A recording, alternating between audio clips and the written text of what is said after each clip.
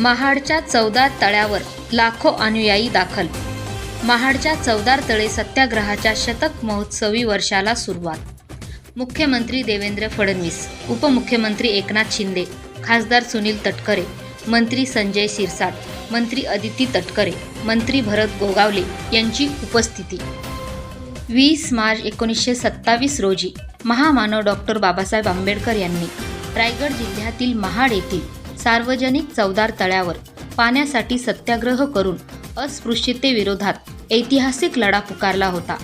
99 वर्षापूर्वी अस्पृश्यांना पाणी घेता यावे म्हणून केलेला पाण्याचा सत्याग्रह होता। या सत्याग्रहास महाडचा सत्याग्रह, चवदार तळ्याचा सत्याग्रह, महाडचा मुक्ती संग्राम किंवा महाडची सामाजिक क्रांती म्हणूनही ओळखले जाते। महामानव डॉक्टर बाबासाहेब आंबेडकरांच्या पदस्पर्शाने पावन झालेल्या या क्रांतीभूमीला अभिवादन करण्यासाठी राज्य व देशाच्या कानाकोपऱ्यातून लाखो भीम अनुयायी दाखल झाले आहेत। आज महाडच्या चवदार तळ्यावर मुख्यमंत्री देवेंद्र फडणवीस, उपमुख्यमंत्री एकनाथ शिंदे, खासदार सुनील तटकरे, मंत्री संजय शिरसाट, मंत्री अदिती तटकरे, मंत्री भरत गोगावले यांनी उपस्थित राहून महामानव डॉक्टर बाबासाहेब आंबेडकरांना अभिवादन केले व चवदार तळे परिसरातील सुशोभीकरण व पाणी फिल्टर योजनेसाठी 55 कोटींच्या निधीला मंजुरी देण्यात आली। या कामांचे भूमिपूजन मुख्यमंत्री देवेंद्र फडणवीस व मान्यवरांच्या उपस्थितीत करण्यात आले। Dhammasheel Sawant, news bureau, Raigad.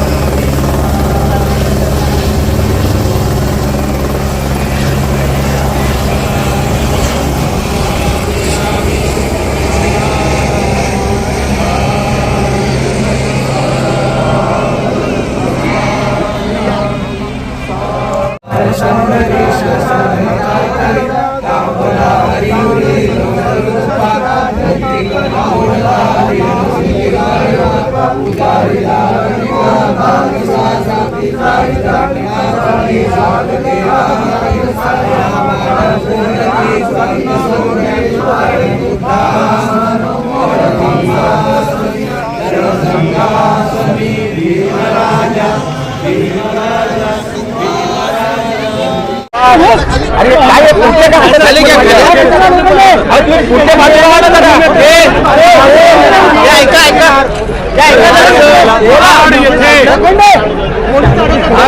Doctor Babasaheb आंबेडकरांनी चवदार तळ्याचा जो सत्याग्रह केला होता त्याच्या शताब्दीच्या निमित्ताने आम्ही आलेलो आहोत।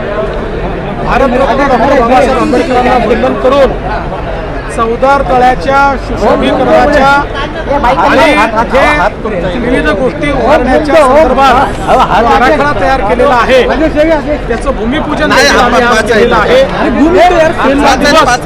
हा अत्यंत महत्त्वाचा दिवस आहे, कारण भारताच्या इतिहासामध्ये चवदार तळ्याचा सत्याग्रह हा समतेच्या कडे भारताला नेणारा अशा प्रकारचा सत्याग्रह केलाय।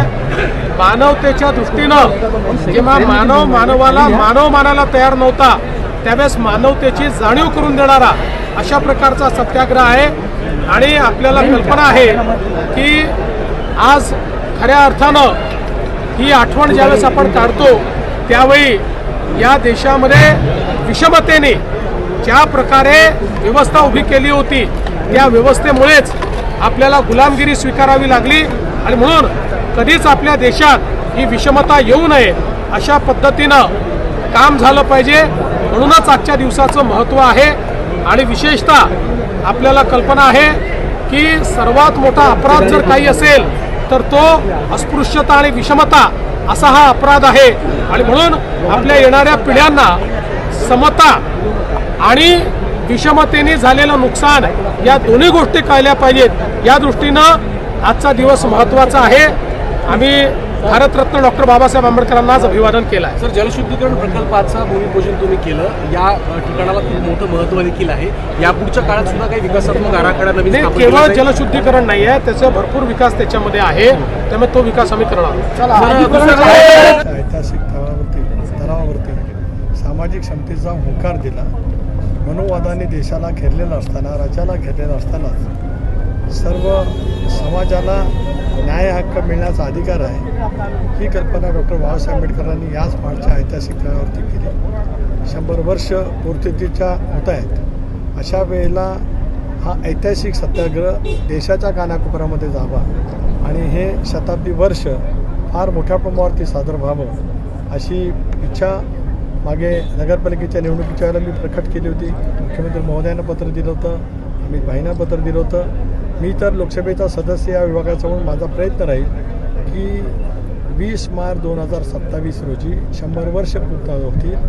त्यावेळेला संविधान ज्या देशाला मिळालं, संसदीय लोकशाही प्रणाली व्यवस्था ज्या देशाला भारतरत्न डॉक्टर बाबासाहेब आंबेडकरांनी दिली, अशा या 20 मार्च 2027 रोजी गौरवशाली भारताचे पंतप्रधान नरेंद्र मोदी साहेब यांनी या ऐतिहासिक क्षणाचं साक्षीदार व्हावं अशी विनंती पुढच्या आठवड्यात ज्यावेळेला मी लोकसभेच्या अधिवेशनाला जाईल त्यावेळेला पंतप्रधान महोदयांना करणार आहे.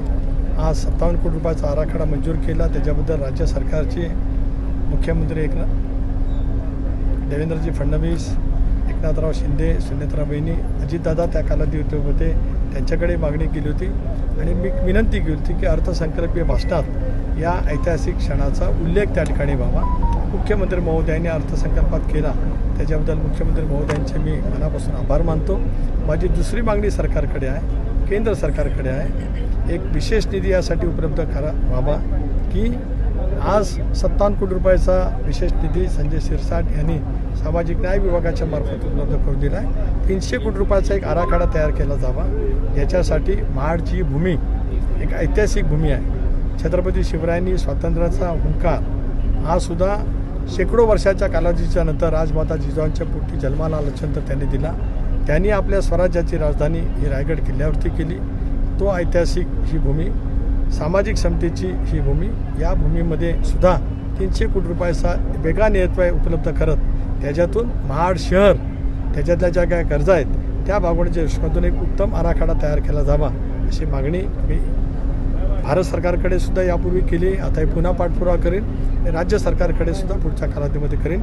तमाम भीमसैनिकांना, तमाम माझ्या जिल्ह्यांतील राज्यांतील जनतेला आज आजच्या या ऐतिहासिक क्षणाच्या निमित्ताने विनम्रपणाचं अभिवादन करतो. धन्यवाद. सर, तुम्ही राष्ट्रवादीचे प्रदेशाध्यक्ष आहात. रुपाली चाकणकरांच्या राजीनाम्याची